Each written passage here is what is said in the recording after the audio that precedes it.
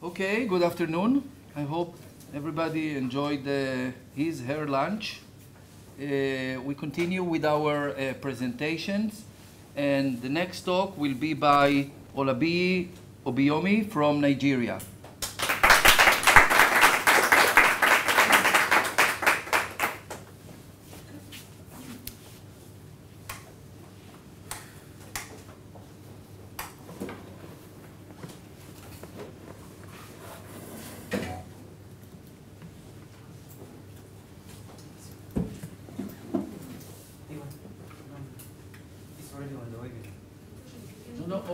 Wait a minute. Sorry. This is yours? Yep. Where was it? Is this open? No, where is it? Okay. You just click your name. Right. And there it is. Okay. Good everyone. My name is Olabiyi from Nigeria. I'll be presenting my research exercise titled The Phenology of Onion Thrips in Onion Fields and the Development of an Insecticide Application Protocol for its Control. It was conducted under the guidance of Dr. David Binyakar of the Agricultural Research Organization. The onion crop is a very important vegetable crop cultivated worldwide because of its flavoring capacity, and it's usually grown from the Golan Heights down to Jeju Valley, down to the Arava in Israel. And it's cultivated in lands of about 2,000 acres in Israel in small open fields, and it occupies a land area of about, there has been record of yields of about 100,000 tons annually. The onion crop is usually seeded in January in Israel and harvested in June, July in Israel. January to February is usually cool in Israel, and it's characterized by slow growth of the onion crop. And there is a rapid growth of the onion crop from March to April.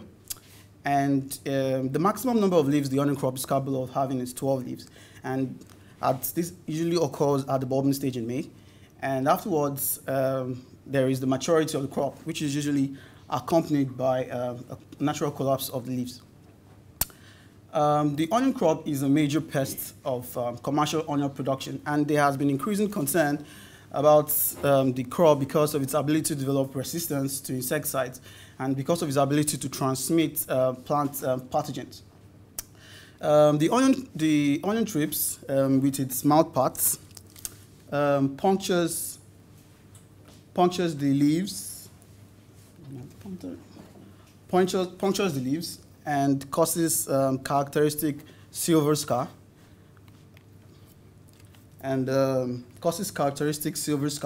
When large populations of onion thrips should infest the crop, we'll have a reduction in photosynthetic ability of the crop. You have a reduction in the vigor of the crop, and ultimately you have these distorted bulbs that happen here, which will eventually lead to the undersized bulbs, which can be affiliated with serious yield reductions. The onion thrips life cycle basically consists of 6 developmental stages. The eggs, which is usually laid inside the leaves, and this, and also the larvae 1 and the larvae 2, the pupae, which is the pupae 1 and the pupae 2. What is important about this diagram I'm trying to show to you? The eggs and the pupae are usually hidden. The eggs are actually in the inner part of the leaves, and the pupae usually are in the soil, where they are protected from our insecticides.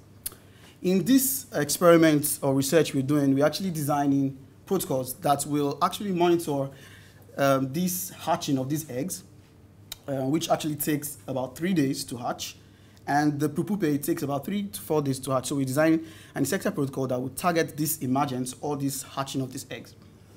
Also, what I want you to note here is the fact that when we have a large population of thrips, you have a large percentage of larvae, above 80%. What it means is that it's an established population. And if we have a low percentage of larvae and we have large amounts of adults, it means it's a new invading population.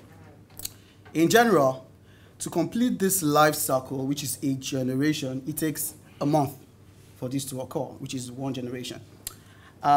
The developmental threshold of onion thrips is about 10 degrees. Any temperature above 10 degrees, the thrips population begins to increase until it gets to an optimum temperature of about 23 degrees centigrade.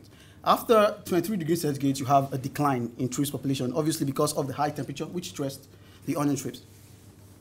Another important fact I want you to note is the fact that the adults onion thrips have the capability of overwintering in wheat fields, in grain fields, or in alfalfa fields. And so when temperatures become mild, they're able to migrate from these wheat fields down onto our onion fields.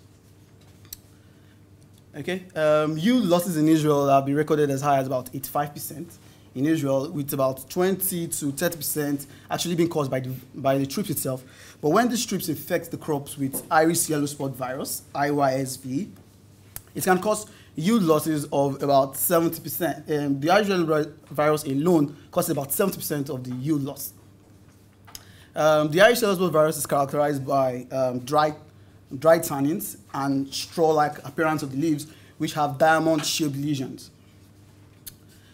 So in general, the field has this, this straw-like appearance when the virus and the thrips infects the crop. So if we can control the onion thrips, that means we can prevent this white straw and also significantly improve the yield of the crop. Now, don't you think that if we actually understand how the population of this thrips population fluctuates throughout the season, as it's affected by temperature, as it's affected by the onion thrips and the onion development, as I earlier explained, don't you think we can actually use this information to design insecticide application protocols? During the course of the onion growing season, multiple insecticide applications are usually being made, as often as about weekly. And there is the concern that these onion thrips can develop resistance to this treatment. And also, the insecticides that are actually used are not equally effective. So, what is actually being done is that thrips population is not usually treated in the field, not until there's a threshold of about 1 thrips per plant at this level. So, it is targeted that since there are about 3 to 4 generations within a growing season, every generation is targeted with a different insecticide with a different mode of action of an insecticide. So, the insecticides that are strongest against the larvae, which is the established population, are usually used first, Movento in this case, and the insecticides that are strongest in controlling thrips population are used last. In this case, Radiant, but in the case of our experiment, it's Sparta. And the least effective insecticides are usually used in between generations. So, if we can develop insecticide protocols that are actually able to control thrips population, we can actually increase the yield of the crop significantly. As a result, the objective of our experiment was actually to study the dynamics of onion thrips, how this thrips population fluctuates throughout the onion season, how it's affected by the development of the crop, by taking samples from the uncontrolled plots, and also to evaluate several insecticide protocols used in the control of onion thrips, and to see the effect on thrips population and also the effects on the yield of the crop throughout the onion growing season, which was from January to June. So basically, our experiments were conducted in 2013 in 2 sites in the northern parts of Israel, which were the Jezer Valley, or Megiddo, and the Golan Heights. These both are northern parts. The Jezer Valley is usually characterized by a dry and relatively warmer temperature as compared to the Golan Heights. So what we did is that we had an untreated control and 3 insecticide treatments. They were replicated 4 times in the Jezer Valley and replicated 6 times in the Golan Heights. The treatments were actually arranged in a complete randomized block design. What do I want to pay attention to here? We have the Jezer Valley here, and we have the wheat field here. As I told you, the thrips population is capable of migrating from this wheat field down to our field. And in the Golan Heights also, we have the wheat field. That means the thrips is capable of moving from this into our field here. So another thing I want you to note is the fact that the Jezer Valley was seeded earlier than the Golan Heights, about 20 days earlier. And also, the irrigation system at the Jezer Valley was drip, and at the Golan Heights, it was actually sprinkler irrigation. I want to take note of this sprinkler irrigation. And the harvesting date was July 13 in the Jezer Valley, and harvesting date in the Golan Heights was August 14. What we basically did to study the insecticide dynamics and also to study the effect of the protocols, we took 12 plant samples from our plots, and we took them to the lab, placed them in the ballistic funnel. In the ballistic funnel, the plant samples are heated up, and so the thrips migrate downwards into the container here. Then we take this container, we take them to the microscope, and then we count the number of thrips and also the percentage of larvae. At harvest, we weighed onion bulbs per meter square, and bulbs that were actually greater than 5 centimeters, we actually classified them as marketable yields. So for our results on the dynamics of the onion thrips, basically thrips population at the Jezo Valley was higher than at the Golan Heights. As you can see here, the peak of the Jezo Valley higher than at the Golan Heights.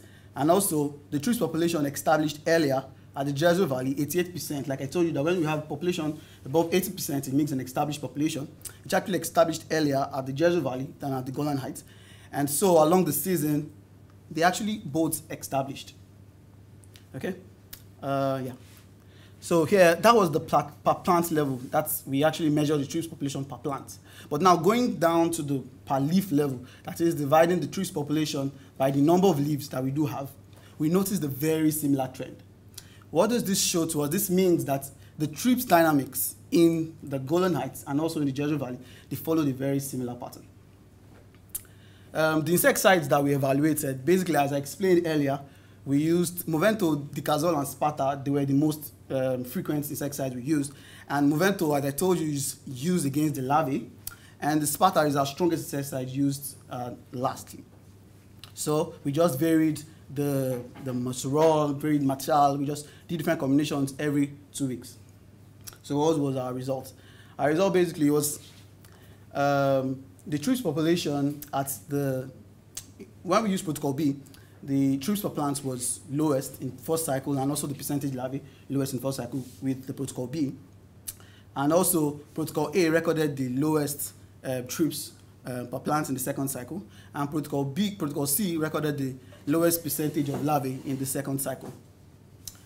In general, the thrips per plant in the Golan Heights was higher, in the control was higher than all our other insecticide treatments, except for protocol B in the second cycle, which had a higher thrips per plant.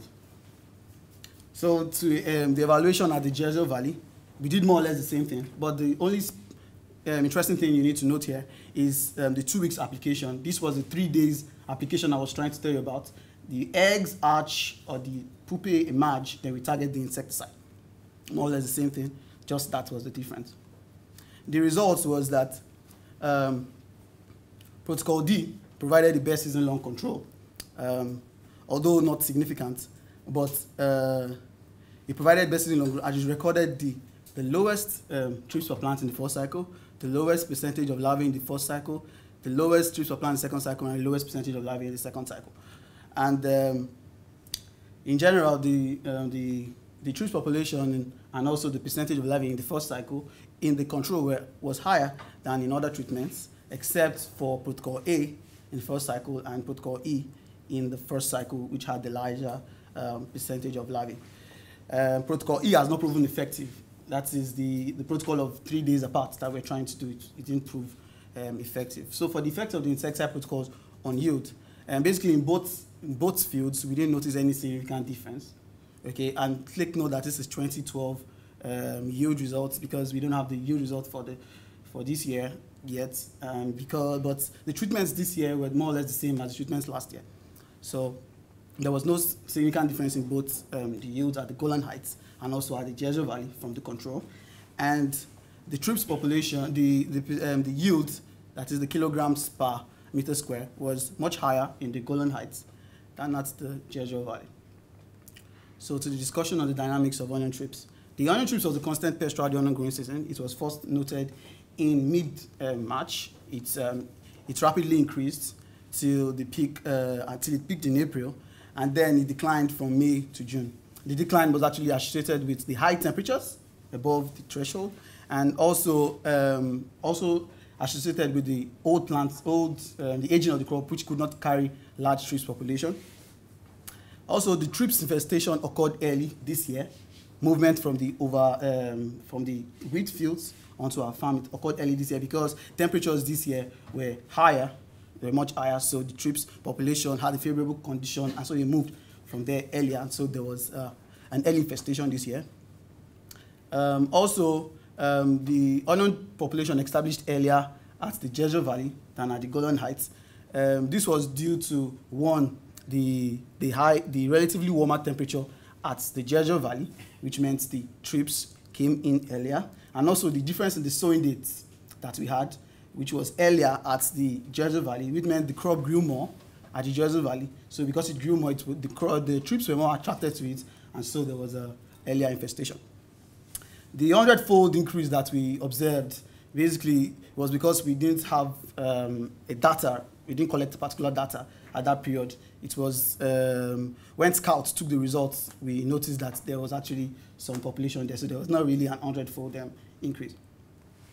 And also, applying the insecticide 3 days apart was not proven effective, as in the protocol E that we saw. It wasn't proven effective, as it did not provide any significant improvements in the yield, or it did not. And if you apply this insecticide, this means 4 applications in a month. This means you have spend more cost on applying insecticides rather than others that you just apply 2 in the month. So this is not favorable for us, and we need to still test this. And also, the protocol of spraying Movento plus Marshall that we saw, followed by the Cazole, followed by the Sparta, every 2 weeks, they showed some promise as to be the most effective, and this is the recommended concentration that we can use. Also, the yield in both sides was not significant. We didn't notice any significant difference, as you can remember from the table. This was probably due to the presence of certain biological enemies which were regulating the population of the THRIPS, which we are not sure, but we probably think that this is what happened.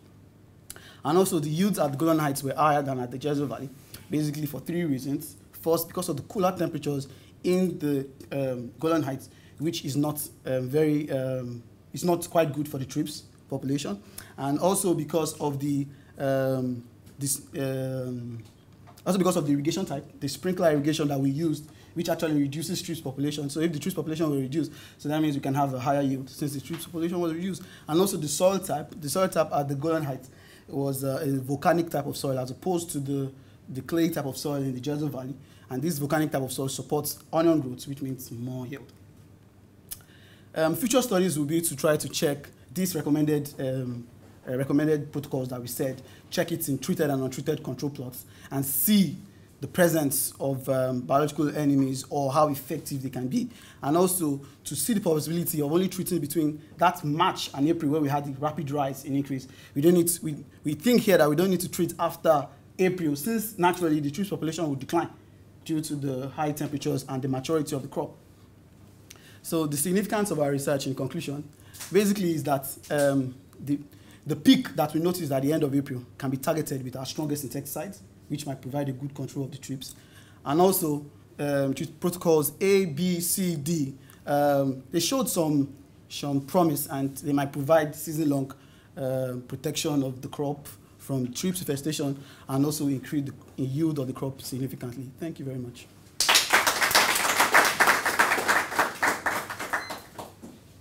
Thank you. Philip. I'd like to ask you, apart from these insecticides, what other means are used in Israel for the Yeah, many yields. Like I mentioned, the sprinkler irrigation. There is overhead irrigation. Sometimes they spray on the crop with hose to push the THRIPS apart. What happens when this irrigation is being used is that the THRIPS fall on the ground, one, and also this prepupae stage that actually occupied the soil crusts. When you have water, it dries up, the soil crust, and so this prepupae is exposed, and so you have them being damaged. So this is one reason. They could also use mulches to cover the soil, okay, to prevent this emergence. And also it has been proven that this process also encourages biological control agents also. Yeah, and there are also biological control measures by using predatory bugs, by using mites, by using, there are a lot of ways in which onion THRIPS is being controlled around. Yeah. Anjit? Yes, I want to ask that in one slide you showed that the thrips affects the leaves and which affects the bulb quality of the onions. Yes, yes. Do they affect directly to the bulbs? It's an indirect damage, but it's direct because the thrips population, when it's large, it causes this silvery spot I told you. So it actually affects the chlorophyll of the crop. So affecting the chlorophyll of this crop, there is poor photosynthesis.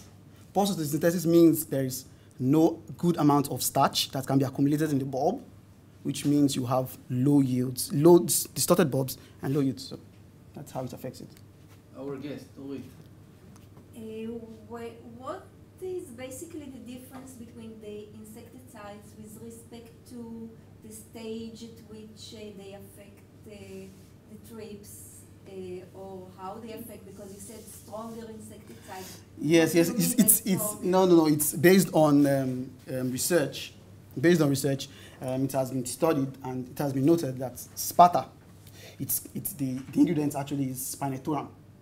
It's spinetoram. It has been found to be the most effective in the control of onion thrips, and so it is classified as the strongest. And Movento, from the literature also, has been found to be the strongest against the larvae. So this Movento that is strong against the larvae is usually used in the first period, because this is actually expected to be the period when the thrips population is trying to establish, where you have more of the larvae. So you use this Movento, which is strong against the larvae. That is the idea behind it. Then, as the population of the thrips begins to grow, you use the less effective insecticide. Then eventually, when the peak of the population of the thrips is high, this insecticide that you know that is really strong, you use. That is just the logic behind the use of the treatment. Deriba, yes. Okay, on your first result, Yeah. you have presented that there is a high establishment of the pest Yeah. in the two locations. At first, it was earlier at the Jezreel Valley than at the Golan Heights. This is why you had 88% and 40%. Yeah. Yeah, it shows an increase and the highest population in September. Where? What do you think is the probable condition that encouraged for the increment? What are you talking about? I don't understand. Where? For example, in April, okay. what's the peak there? Yeah, this is about 30.3 trees per plant, and this is 44.7 trees per plant. Yeah, what do you think is the probable reason for the difference in between the two locations? Yeah. And at the beginning and in the... Yeah, that's what I explained at the end of the program. The reason why the troops established earlier at the Golan Heights, at the Jezreel Valley and the Golan Heights, was for two reasons that I said. It was because of the relatively warmer temperature at the Jezreel Valley than at the Golan Heights. And also because of the seeding date. The onion crop in the Jezreel Valley was seeded earlier than at the Golan Heights, which meant the crop grew more, and so the troops were more attracted to the crop, and so there was a earlier establishment of tree population in the Jezreel Valley than at the Golan Heights. Yeah. Fatah, first, please. There is also biological control. We can control biologically. Yeah, troops can be controlled biologically. Yes. Why you choose the Insecticide.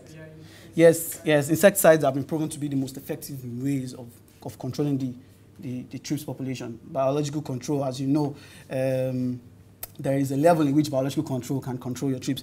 Most of the IPM programs that we have actually in combination with biological control and also with chemical control and other control measures, just because biological control on its own solely cannot control the thrips population. But these insecticide treatments have been proven to be very good. But the fear in which people usually try to mix is because they feel the resistance that can come from the thrips, because you spray often, so the thrips become used to this class of insecticide. And so it becomes resistant to this, and you will not use. So it's actually advised to try to rotate insecticides, and also you can use biological control means. So we just tested the efficacy of these insecticides that are actually known to be good in the control of onion thrips, and to see how their effects will be. Moshe. I have a question in two parts. Okay. The first one is like, what statistical test did you use? What? Statistical test. Okay. Compare the treatments? I used an over and mean comparison Tukey, basically. Okay. And since for the most part there were no statistical differences between the treatments, Yeah. what are you basing your conclusions on? We observed the trend, basically. We observed the trend. we observed the trend, for example, that in protocol B, the THRIPS population was actually lowest here as compared to the control. And also, in the second cycle, the THRIPS population was lowest in protocol A, and it was lowest in protocol C. So what we are thinking of, after saying, also in the Jezo Valley, we noticed that protocol D had... Excuse me. Okay. Here you had all the data in one analysis, one model? One, You did it separately for each cycle. they were separate for each cycle. So why is it, go back to the other slide, you had B's there? Yeah. So what's the A and the B if they are different cycle? This is the first cycle, the THRIPS per plant. We measure the THRIPS per plant. Oh, okay. Second cycle, percentage larvae. Okay. One thing I was going to make a comment on this as well. If you have results that and they show certain trend and it's not significant, you have to be very careful about it. You have to say, we see some trend, but it was not significant. Other than this, since you had 2 experiments, you may gain a better statistical resolution if you try to analyze this as a set of 2 experiments together. By the way, there is an expert over there sitting next to Moshe. You can consult her about how to do that. I gave you some work, Tarin. I think it's worth to try and get from this data the best. And the best would be if you, if you combine the 2 experiments together and you analyze them as one unit to the extent that is possible. Okay. Okay, last question, please. Do you see Excuse an me, all the effect others. of the THRIPS in the wheat field? The effect of the population of THRIPS in the wheat field, is it kept constant? I know nothing about THRIPS, so I wonder whether you have constant moving of THRIPS from one field to the onion field. We didn't measure this. But it is an established fact that the onion THRIPS overwinters. It spends the winter in wheat fields, which are actually grown in the winter. And so if we have our crop, it's usually advised that we don't plant close to wheat fields or alfalfa fields because of this migration of these THRIPS onto our field. So we can think at this point, okay, that when the temperatures, because this year there was a warmer temperature in February, March. So this means that it was conducive for the THRIPS population, and so they migrated from these wheat fields onto our fields, and this was one of the reasons why we had an earlier establishment of THRIPS population this year. Okay, thank you very much.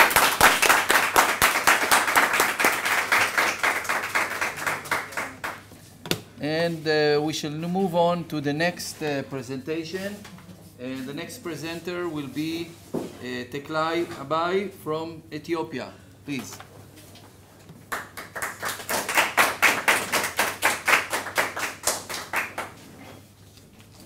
Okay. My name is Teklay Abay. Now I am going to present my title, Food Mixing in Omnivorous Lady Beetle and its Effect on their Fecundity, under the supervision of Professor Moshokol and Tarin Harpas here in the faculty in the Department of Entomology. Introduction. As you know, nowadays many pests are affecting yield of agricultural products. To reduce this, many farmers use chemical pesticides. But it has negative impact on the environment and in the health of human beings and animals. To solve or to minimize this problem, researchers tried to implement alternative practices. As you see on the picture, This one is cultivation, this one is pest-resistant varieties, this one natural control or biological control and responsible chemical use. So as we compare the alternative practice with chemical, it is ecological sound, environmentally friendly, and ecologically affordable. Biological control is better alternative to control the pests by using natural enemies, reduce the pests, and also maintenance natural enemies in the agroecosystem by mass rearing and releasing. And it is effective when supplementing with other, for example, cultural control. And it is cost effective, environmentally acceptable, and safe method for small scale and commercial agriculture. The research focused on aphid. It is among the most destructive insect pests because it causes, the research focus on this insect because it causes damage to the plant by piercing plant tissue and sucking sap from the plant, and also excrete or secrete honeydews, which cause black fungus or molds, finally decrease the yield of the plant. And also it is responsible for transmission of viral diseases such as mosaic virus. Out of the biological control, lady beetle is mostly used for biological control, and because feeding habits contain wide alternative of foods such as plant and animals. This plant and feed on plant and animals, and we can describe it as omnivorous. From the lady beetle family or Coccinellidae family, subfamily 7-spot lady beetle or C7 are the most predators for more than 20 aphids and consume adult and immature soft body of crop pests. And is both adult and larva are predator of aphids. As you see on the graph, this one is larva of the beetle, C7 beetle, and this one is the adult one preying on the aphid. When we compare the main food of the C7 beetle, prey and pollen, prey is essential food and pollen is an alternative food. This one prey for fecundity and performance of the C7 beetle, but pollen is for sustaining or for survival of population and decreasing mortality. And also prey suitability vary depend on the species, and also pollen is nutritional suitability depend or vary within plant species and the environment. Here, the influence of food quality for performance and reproductive success of is well studied, but for how it is not clear how supplementing a prey diet with non-prey influence the fecundity of omnivorouscoccinellidae. Therefore, the objectives were to determine the effect of food mixing on female fecundity in C7 and to examine effect of previous diet on foraging behavior and aphid predation by C7. Depend on the objective, the research or the research conducted in laboratory and field. So this one is when we start with laboratory experiment. First, we prepare pollen of canola and reared aphid on wheat plant in greenhouse. And also, C7 pupas were collected from field, from the farm of the faculty, and emerged in lab. After that, we separate the sex of the C7 beetle. We used the female only. Before the experiment started, we feed 50 aphids for all the females. After that, female C7 were randomly assigned into 2 treatments. The treatment, as is shown on the table, treatment one is aphid alone, and treatment is aphid plus pollen of canola. Before the experiment start, as I told you, we fed them 50-50 aphid. After that, we increased it by 5 aphids every day up to 11 days. When it comes to the second treatment, the difference is we add only as the first day canola, and we add every 2 days up to 11 days. C represents pollen of canola attached 1 centimeter by 1.4 centimeter post-it card. This picture shows laboratory experiment, and the difference only, as you see on the picture, the canola. This one is only the difference. This one is as treatment 1, this one is as treatment 2. The difference is only the canola, but the other is the same. Experiments were observed every 2 hours from 10 o'clock up to 18 o'clock for 11 days. And the number of egg cluster and the total number of deposited egg were recorded. After that, for both treatment, number of eggs cluster and number of egg per cluster were examined separately in 3 stages. The first stage is the first day, pre-experimental diet. The second one, day 2 up to 7, the period of food scarcity. The third stage is from 8 up to 11 days, a period with ample food. When you come to the field experiment, first we determine to determine the effect of previous diet on foraging behavior and aphid predation by C7. After that, we grow wheat and canola plant into 2 plots. The canola plot is surrounded to the wheat plot. Laboratory reared aphid were placed on the wheat head. This is the field experiment setup. Here, this plot is wheat plot. This one is canola plot. There were 2 treatments. One is here on the wheat plot, and the second one is here on the canola plot. We put aphid-infested wheat pot inside the canola plot, and here the first treatment, aphid-infested pot inserted on the wheat plot. It is the same, but after that we put the same aphid-infested wheat pot on both plot, but after that we collected randomly from here C7 beetle and put here on the aphid-infested pot. And also it is continuously work, not one after the other. From the field experiment, we recorded duration of foraging and number of aphids they consumed in both treatment. Statistical analysis, the data were analyzed using JAMP software and the 2-way ANOVA and t-test.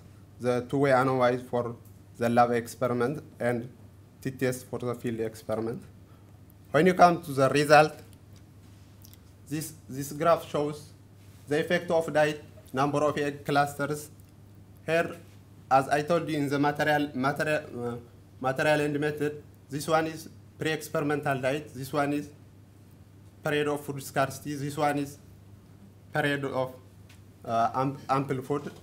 So we compare from here between aphid and aphid plus canola between treatments, and we found there is no significant difference between the treatments. And similar result to our result supported by Langer 2009 reported the same result. And also we compare from this graph within prey only, within aphid only, this one, this one, this one. This one is highly significant difference from this one and this one. When it comes to the second graph, the effect it shows the effect of diet on the number of eggs per cluster. Here, there was no significant difference between treatments and replication, between the treatments and within the treatments, because here there is no standard error here. We replicate 4 times, but we get only one value. So within one value, no standard error. But as totally, there is no significant difference here in the graph. And also here, this graph shows the effect of diet on eggs deposition time at different time of the day. This one, when we feed the canola, it reaches at the peak point at noon and decreasing. After that, we increase at the night. When you come to the aphid, when we feed aphid at early morning, high deposition of egg. After that, we increase it at the night. When we come to the field experiment, this graph shows comparison of duration of C7 on the canola plot and wheat plot. When you compare both, there was high significant difference between canola and wheat because the C7 beetle stays at the canola. In order to balance their diet, they stay more on the canola plot. On the canola, on the wheat pot inside the canola plot. Similarly, this graph shows the comparison of the time, the number of aphid eaten inside the canola plot and wheat plot. There was no significant difference. It is marginally, but it is marginally significant at p greater than 0.0518. Maybe because of predator of hunger. It affects the predator hunger affects the predation in the field. Same result with the Dixia 1959. At the end, when you come to the conclusion, pollen mixed diet has no effect on reproduction over prey alone. This but may have role for survival of the C7 beetle. And also, understanding contribution of prey and non-prey foods to C7 would allow us to enhance this population, their population in lab and their field application.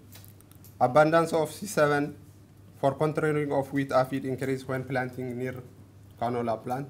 And also diet switching has a role for mass rearing of the C7. Thank you for your attention.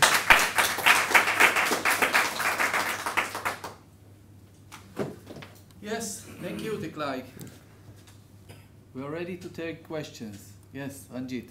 Why you decided to use the pollen grains of canola? Why not other crop? Okay, because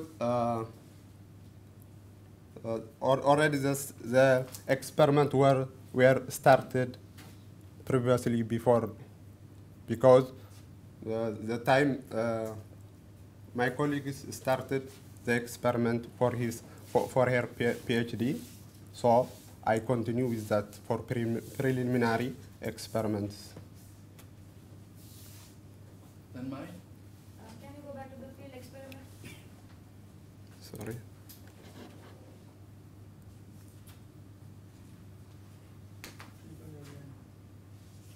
Could you help me?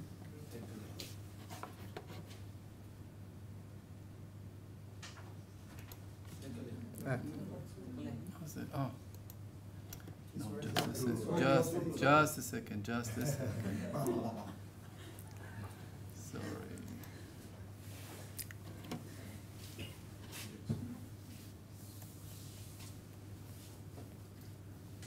Can you explain exactly what it was? I got confused here.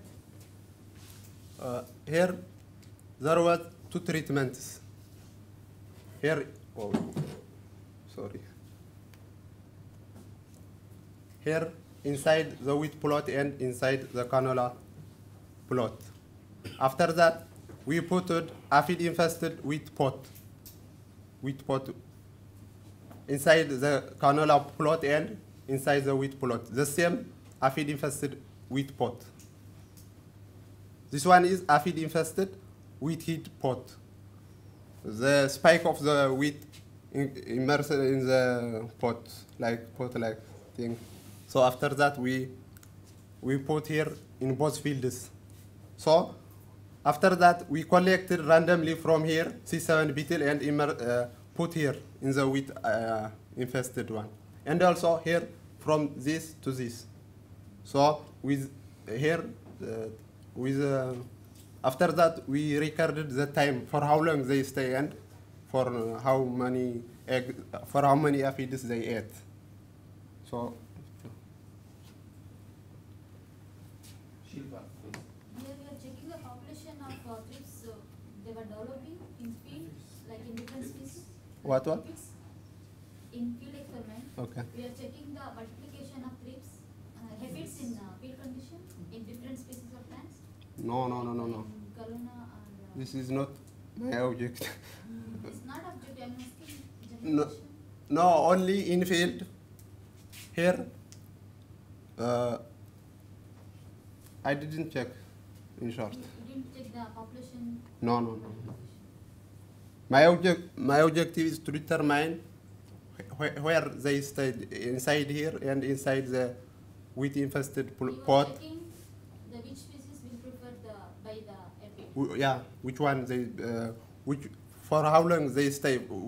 When I came from this C7 beetle and I inserted in the pot, not in the field, in the pot. I didn't understand. You say like in some of the slides you mentioned amplitude. Yeah.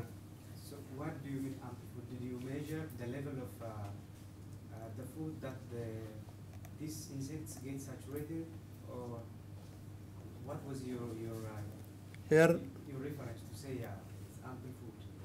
Here we represented or to summarize or to analyze our data. This one, these 10 aphids, when we feed 50 aphids before the experiment started, after that we represent this one as pre-experimental diet. From 15 up to 40, we represented as scarcity. It is not enough. From literature, we found that it is better to give them more than 40 aphids per day. Yeah, because so after greater than 40 aphids, we expect as ample food. No, you didn't get my question. My question was there will be a switch because you say you mentioned the predator is omnivorous, right? Yeah. So I suppose that there will be a switch from one of the food source to the other upon when there is the level of one of the sources is lower or scarce.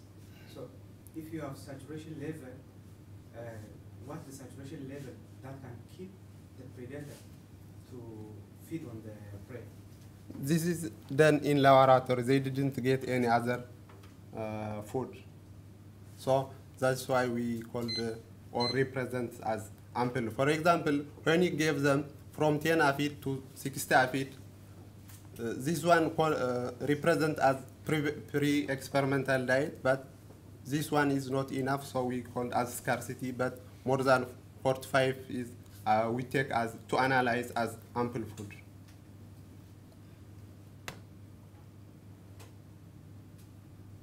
Other questions, please?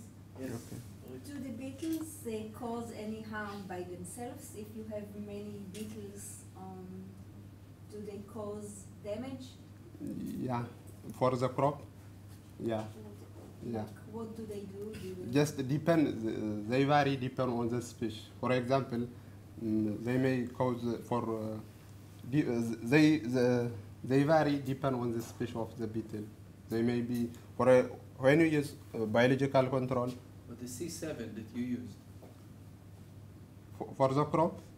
Yeah, I'm just. No, as a general, they may cause another species of the coccinellidae, but I didn't. But the C7, it is already we tried in the wheat. If they are hungry, they may eat the crop. Yeah, if they are hungry, they didn't get any other alternative foods. So what will they eat?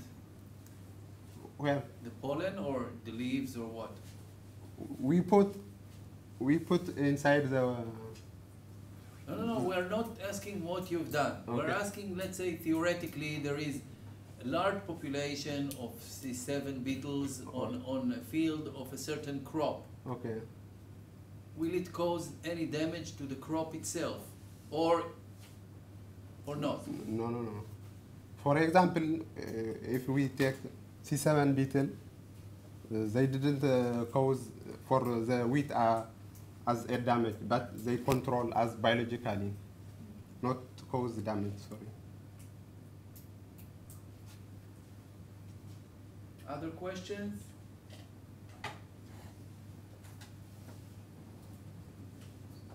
Okay, thank you very much.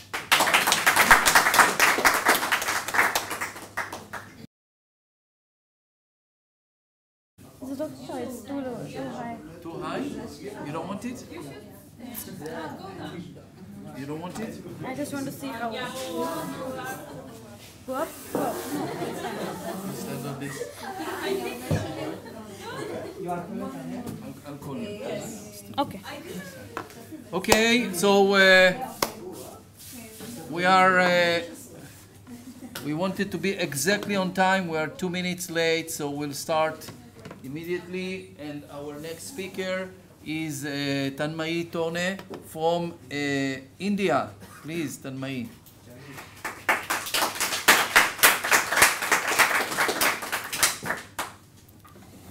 Thank you, Shuki.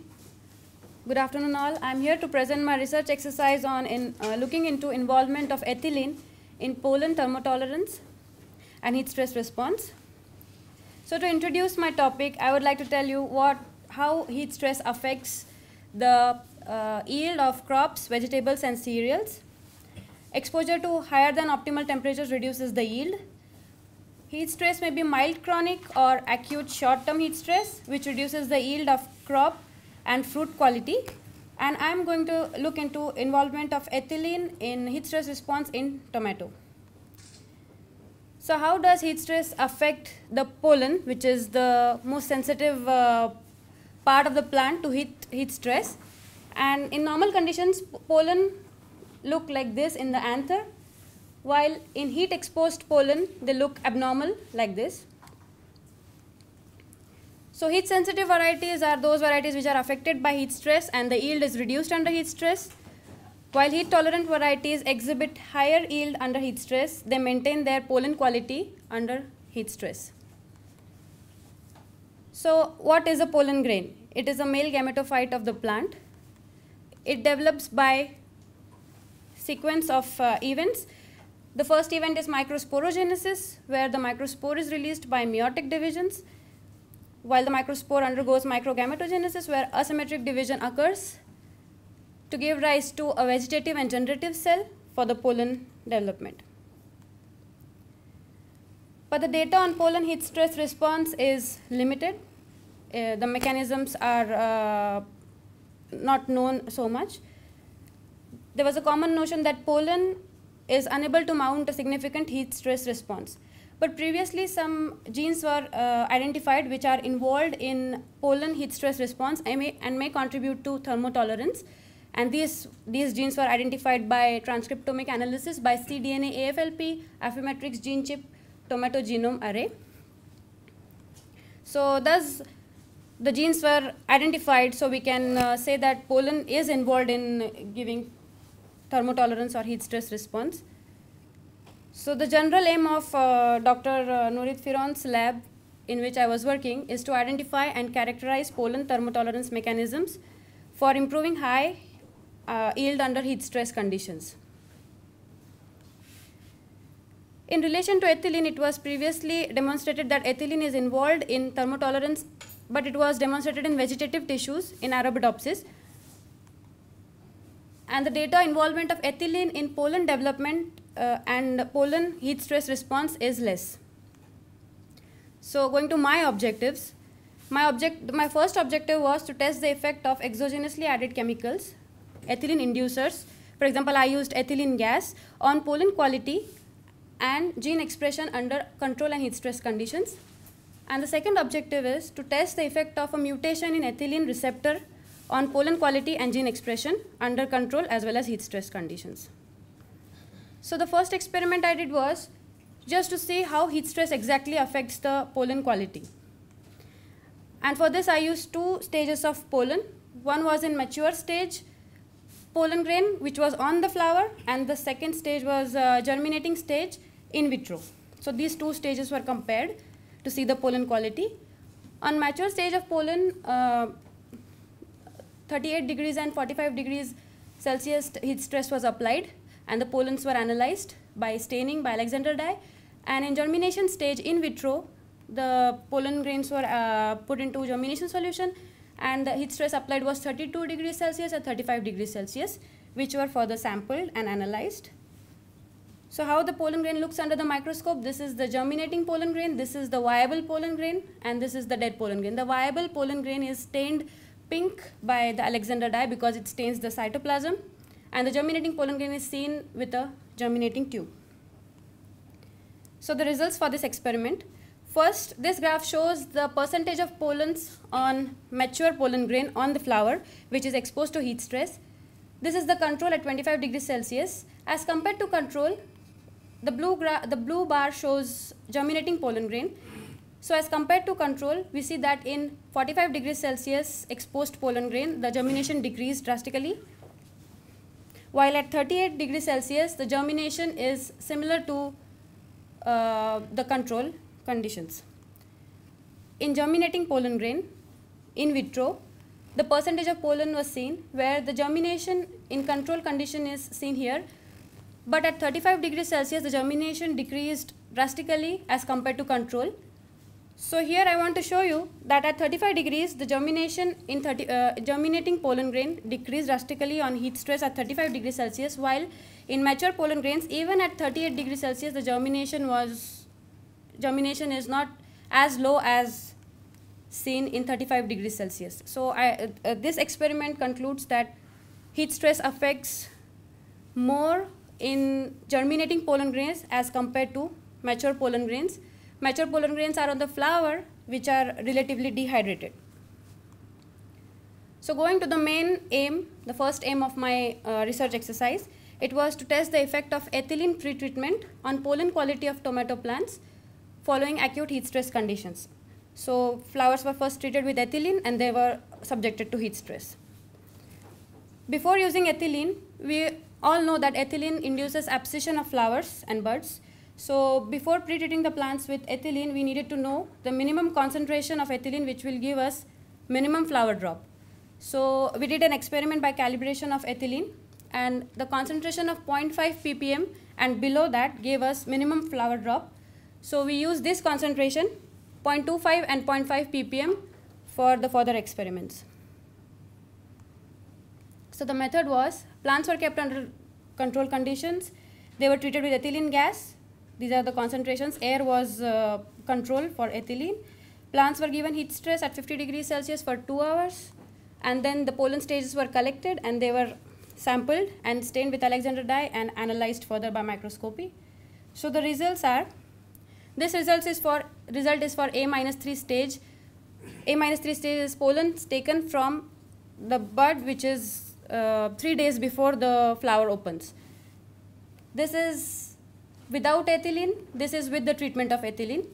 So here in control, without ethylene and heat stressed pollen, as compared to control, in 0.5 ppm pre-treated ethylene heat stressed pollen, we see the viability increased while the dead pollens decrease as compared to control. This same result was seen in A-2 stage, that is 2 days before the flower opens, and A-1 stage before the flower opens, that pre-treating microtomato flowers in A-3, A-2 and A-1 stage with ethylene increased the percentage of viable pollens and decreased the percentage of dead pollen grains under heat stress conditions. So now after we saw the effect of ethylene on pollen quality, we wanted to check the gene expression of ethylene signaling genes in pollens exposed to control as well as heat stress conditions. So before starting this, I would like to tell you some facts about ethylene signaling pathway. I am going to mainly talk about ethylene receptor genes which are here, ETRs, which are involved in the ethylene signaling pathway, where the ethylene binds to the receptor and the signaling cascade takes place, and further by transcription the genes are expressed. So first step was to calibrate the ethylene signaling, the primers for the ethylene signaling genes. In pollens of the varieties were 3017, this is a heat sensitive variety of tomato, and the other tissue used was anther. So here we are going to compare the gene expression of ethylene signaling genes in pollen and anther tissue as whole under heat stress and control conditions.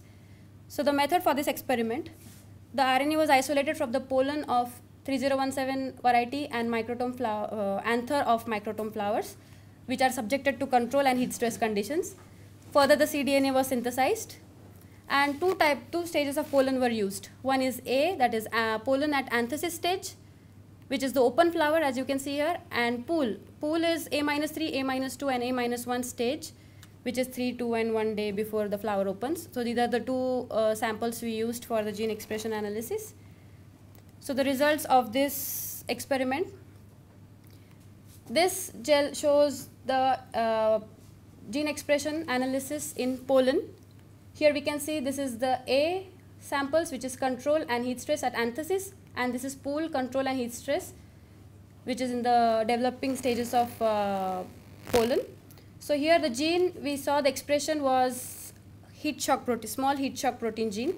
Its expression was seen as heat stress regulated in developing, that is pool samples, as you can see here, developing pool samples of pollen tissue, while in anther it was seen in mature pollen.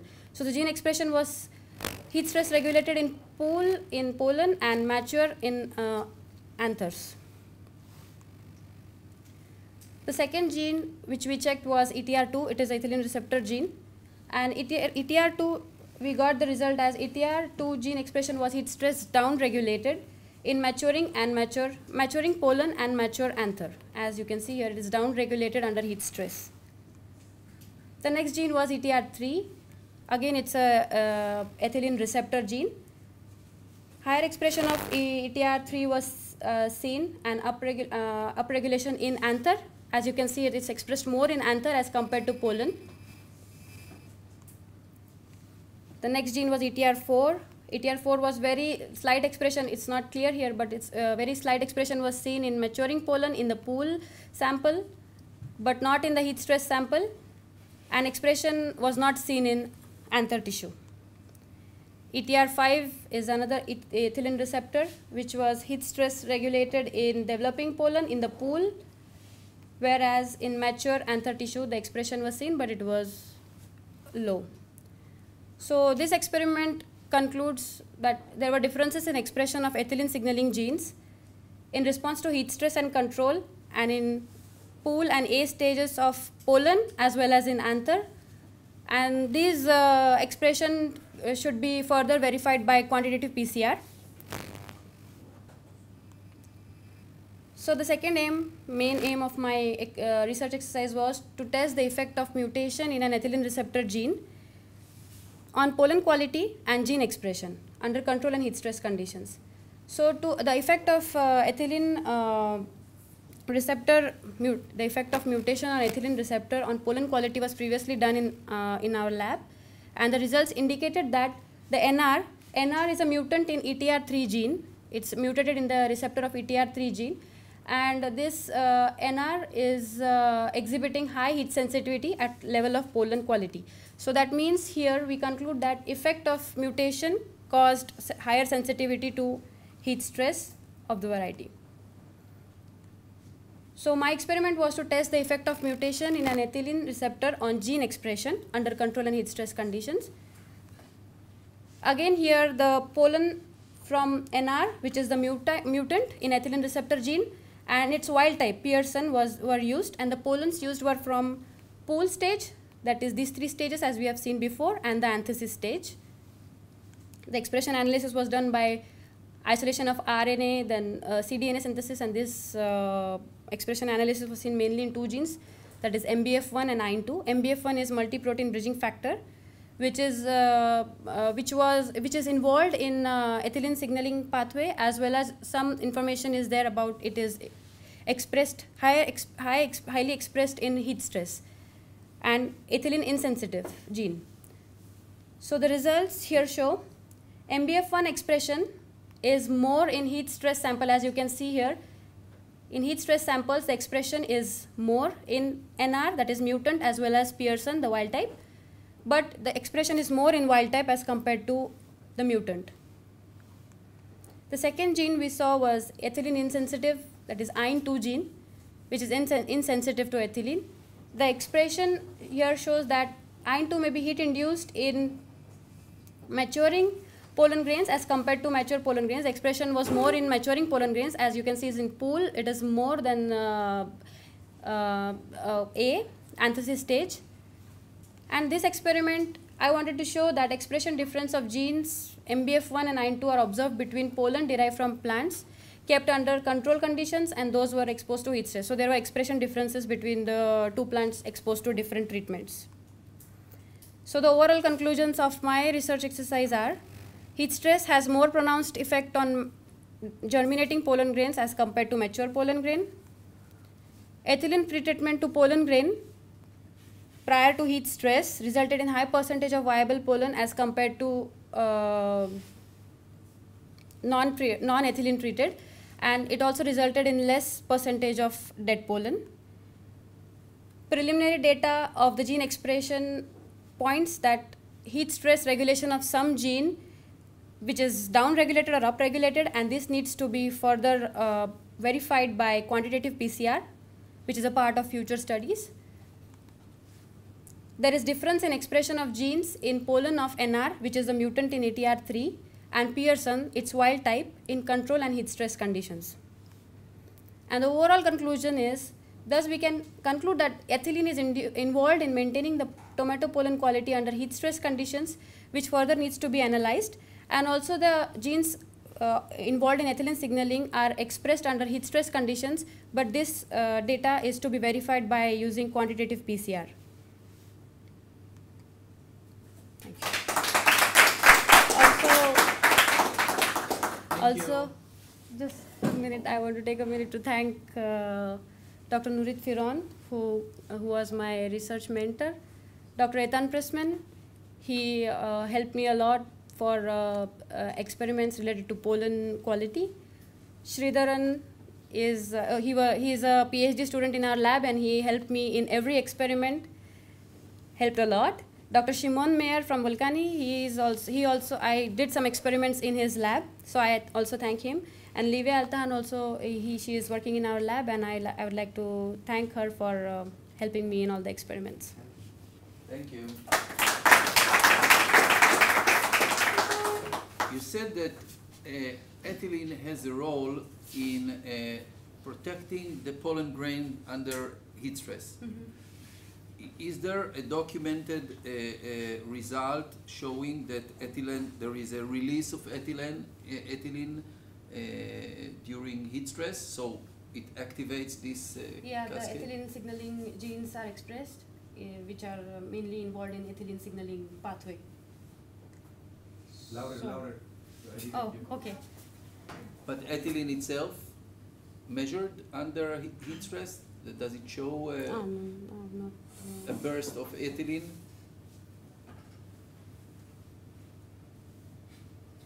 You're asking me?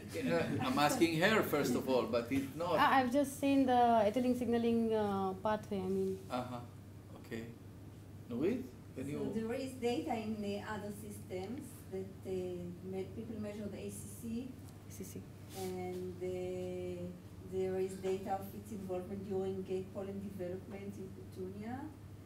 And we measured in flowers, and we will measure in which we see that flowers doesn't necessarily indicate pollen. So we need it indeed to measure, and we'll try to measure ethylene, but what we will establish is ACC levels, measuring ACC, but we have not yet. Because, I mean, we need plenty of tissue. Yes. I understand the technical problem. Okay, other questions, please. Shilpa. In M1,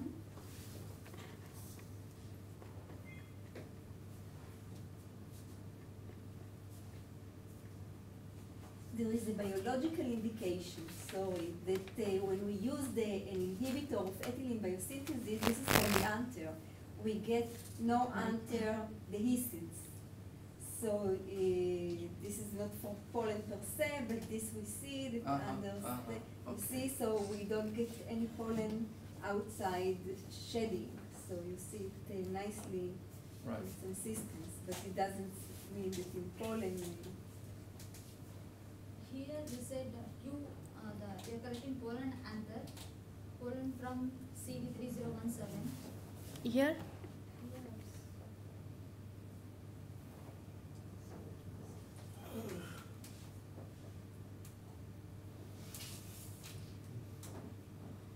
Yeah. And microtom is anther from microtom. These are two different cultivars or varieties? Varieties. These are two different varieties? Yes. Why are you choosing two different varieties to do this experiment? You should choose the same variety. No, because we took pollen from 3017 and anther from microtom because we just wanted to check the different how they respond. We couldn't take microtom pollen because it is mutant, it is dwarf, so it's a very small.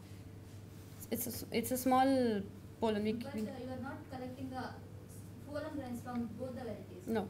You are collecting from one variety pollen and another variety anther. Yes. Is the organs also different? So you can do the same, like you can collect a pollen anther from CD3017 and also pollen from microtom. You can check that also, right? That's what I'm saying, that we cannot take pollen from microtom because it is very small, the flowers. It's a technical.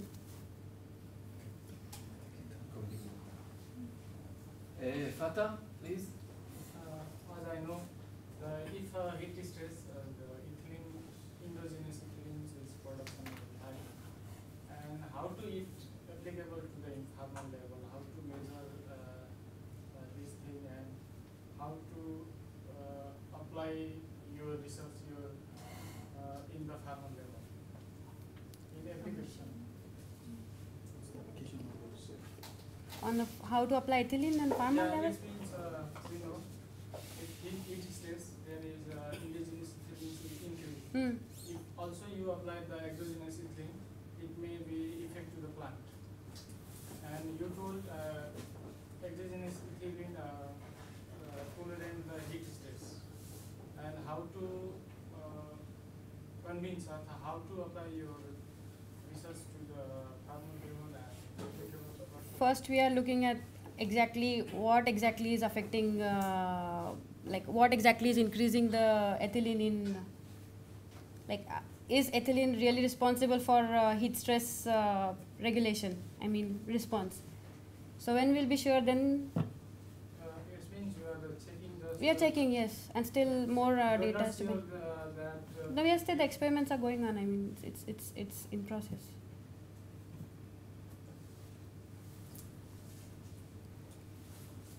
You started you did the expression level using the you started from RNA extraction, right?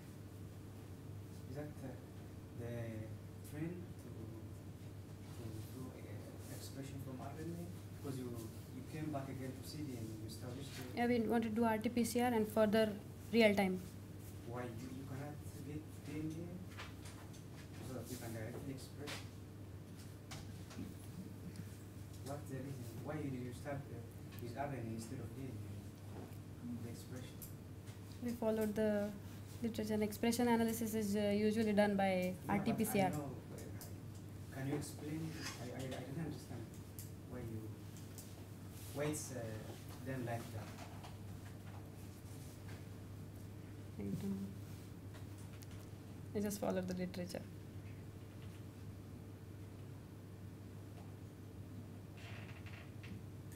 Gabriel? Okay. So you say that you are studying that if ethylene has certain, just a bit, see if I got it right. You say that you are studying the effect of ethylene in heat let's say, how ethylene affects or improves heat tolerance in the pollen formation, right? So let's say like your assumption, you get your assumption right. I mean, indeed it has an effect. So later, like for certain commercial use or something, do you think that the application of this during, considering that the tomato is always developing the fruits and so on, so do you think like in order to prevent this, the application of ethylene could affect some other traits, could affect the plant itself, like entire structure? It will affect with what respect you're asking, I mean? Like let's say to fruit production, like what the fruits are already there, or let's say like decreasing yield in the later fruits, or I don't know, some other traits, and this is in general. Yeah, it may affect but for that then the traits must be studied, which is you think that will be affected, and the concentration of ethylene should be calibrated before the use in commercial varieties. Okay. If you calibrate, it will be beneficial.